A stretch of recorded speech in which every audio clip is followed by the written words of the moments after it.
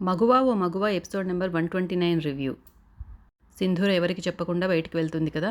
అది తనని ఫాలో చేస్తున్న ఒకతను కళింగకి ఫోన్ చేసి ఇన్ఫార్మ్ చేస్తాడు. ఎక్కడికి వెళ్తుందో తెలుసుకో, తను వెంటనే వెళ్ళు అని చెప్తాడు.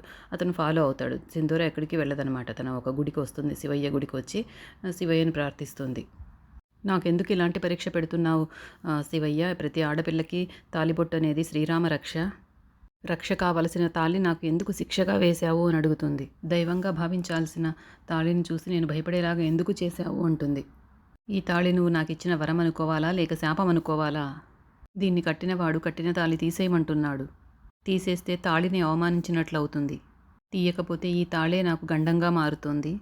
ఈ తాళిని నేనేం చేయాలి స్వామి? ఈ తాళి గురించి నేను ఎవరితో చెప్పుకోవాలి? ఈ బంధాన్ని నేను పెళ్ళి అనుకోవాలా, లేక నువ్వు పెడుతున్న పరీక్ష అనుకోవాలా? చెప్పు శివయ్య చెప్పు అంటుంది. ఇంతలో ఆ స్వామీజీ ఉంటారు కదా, ఫస్ట్ గుడిలో చెప్తారు నీకు పెళ్ళి యోగం త్వరలోనే ఉంది అని. ఆయన వస్తాడనమాట. సింధూర ఆ స్వామి దగ్గరికి వెళ్ళి నమస్కారం చేసి కాళ్లకు దండం పెట్టుకోవడానికి కిందికి వంగుతుందనమాట. ఆయన దీవిస్తూ దీర్ఘ సుమంగళీ భవ అంటాడు. నీకు మళ్ళీ వివాహం జరుగుతుందని ఆ పరమేశ్వరుడే నాతో పలికించాడు అంటాడాయన. ఆ శివయ్య ఆజ్ఞ ప్రకారమే నీకు మళ్ళీ పెళ్లి జరిగింది అని చెప్తాడు. నేను కోరుకోకుండా నా ప్రమేయం లేకుండా జరిగిన దాన్ని పెళ్ళి అని నేను ఎలా అనుకోను స్వామి అంటుంది. నువ్వు అనుకున్నా అనుకోకపోయినా నీకు జరిగింది పెళ్ళే అంటాడాయన. నీ ఇష్ట ప్రకారం నీ పెళ్లి జరిగి ఉంటే నీ తల్లిదండ్రులు బంధువుల సమక్షంలోనే జరిగి ఉండేది. కానీ నీ పెళ్ళి ఎంతో ఘనంగా అద్భుతంగా జరిగింది. ఎవరికి జరగనంతగా జరిగింది. ఆ శివయ్య సమక్షంలో, శివారాధకుల సమక్షంలో జరిగింది అంటాడు.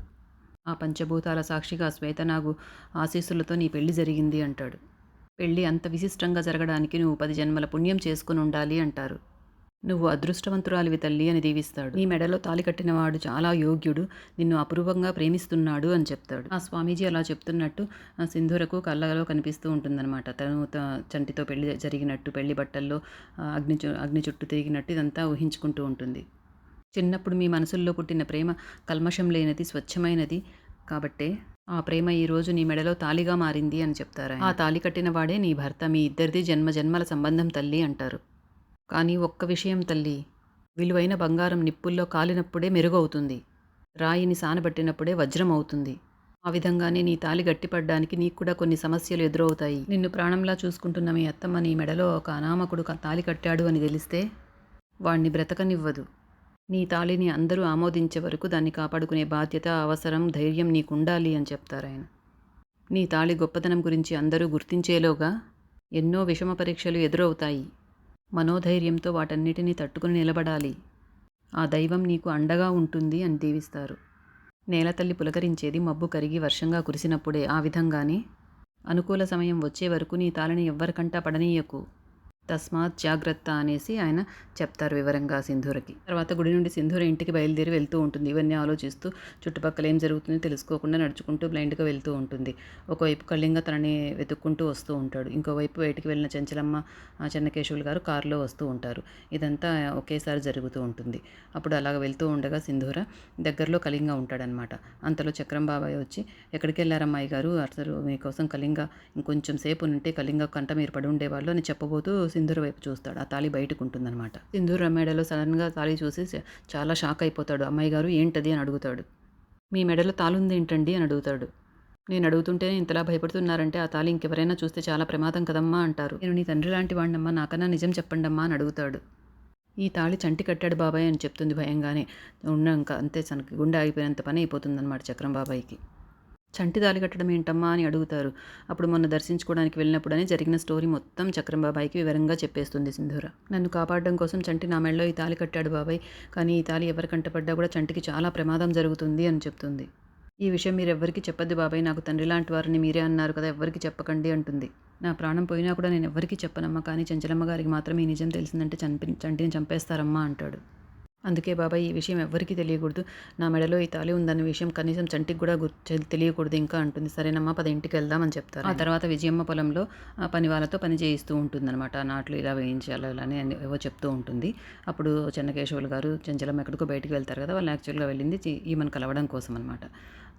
అక్కడికి పొమ్మని చెప్తుంది కారుని. అక్కడికి వెళ్తే చెంచలమ్మ చెన్నకేశవ ఇద్దరు ఆమె వైపు నడుచుకుంటూ వెళ్తారనమాట. అప్పుడు ఏంటి ఇలా వచ్చావు, దారి తప్పేమైనా వచ్చావా అని అడుగుతుంది విజయమ్మ. దారి తప్పి కాదు, నిన్ను వెతుక్కుంటూనే వచ్చాను, నీకు ఒక విషయం చెప్పాలని అంటుంది.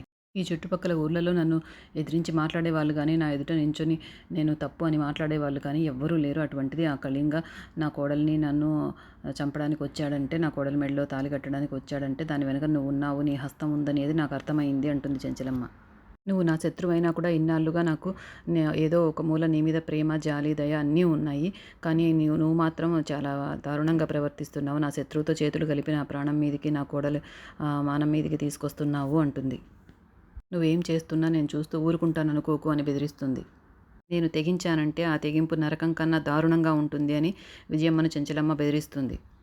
ఏదో చెప్పడానికి వచ్చాను అని చెప్పి నాకే వార్నింగ్లు ఇస్తున్నావేంటి అంటుంది విజయమ్మ. ఆ మాత్రం ఏం తగ్గదు, అర్థమే కాదు విజయమ్మకి అసలు. చెడు ఏదైనా పొరపాటు చేసినా కూడా సరిదిద్దుకుందామని అనుకోదు. వాడెవడో నిన్ను చంపడానికి, నీ కోడలి మెడలో తాళి కట్టడానికి వస్తే వాళ్ళని వదిలేసి నన్ను అనుమానిస్తున్నావేంటి అని అడుగుతుంది విజయమ్మ. ఆ కళింగ అనేవాడు ఒట్టి రౌడీ వెధవ, వాడిని సమర్థించాల్సిన అవసరం నాకేంటి అని బుకాయిస్తుంది. ఒప్పుకోదనమాట విజయమ్మ. వాడికి నాకు ఏ సంబంధము లేదు అని చెప్తుంది. ఒకవేళ ఉంది అని తెలిస్తే అప్పుడు ఏం చేస్తానో నీకు అర్థమవుతుంది అంటుంది చెంచలమ్మ. నువ్వెప్పుడు చూడని చెంచలమ్మను అప్పుడు చూడాల్సి వస్తుంది, ఇది గుర్తుపెట్టుకో, మర్చిపోవద్దని చెప్పి వెళ్ళిపోతుంది చెంచలమ్మ అక్కడి నుండి. తర్వాత సింధూర బాల్కనీలో కూర్చొని ఆ పూజారి చెప్పినవన్నీ ఆలోచిస్తూ ఉంటుంది. ఇంతలో చంటి సైకిల్లో నుండి బయట నుండి సైకిల్లో ఎక్కువస్తాడనమాట కూరగాయలు అవన్నీ తీసుకొని. ఆ రావడం ఓ చక్రం బాబాయ్ నరుచుకుంటూ వస్తాడు, పరిగెత్తుకుంటూ వస్తాడు. చక్రం బాబాయ్ ఏంట్రా అలా అరుస్తున్నావు అని. ఏం లేదు బాబాయ్, నువ్వు నాకు హీరోవి, అందుకని నేను ఈరోజు నీకు ఇష్టమైనవన్నీ వండి పెడతాను, నీకేమేమి ఇష్టమో చెప్పు బాబాయ్ అని అడుగుతాడు. ఇంతలో ఎపిసోడ్ అయిపోతుంది. నెక్స్ట్ ఎపిసోడ్లో ఇలా చూపిస్తారు. అదే సేమ్ రోజు చూపించేదనమాట. 3 డేస్గా ఇదే చూపిస్తున్నారు. చెంచలమ్మ అందరినీ హాల్లో అసెంబుల్ చేసి నేను నా కోడలికి మళ్ళీ పెళ్లి చేయాలనుకుంటున్నాను అని ఒకటి చెప్తుంది. అందరూ షాక్ అవుతారు. ఇదే మళ్ళీ ఈరోజు కూడా జరిగింది. రేపేం జరుగుతుందో రేపు తెలుసుకుందాం.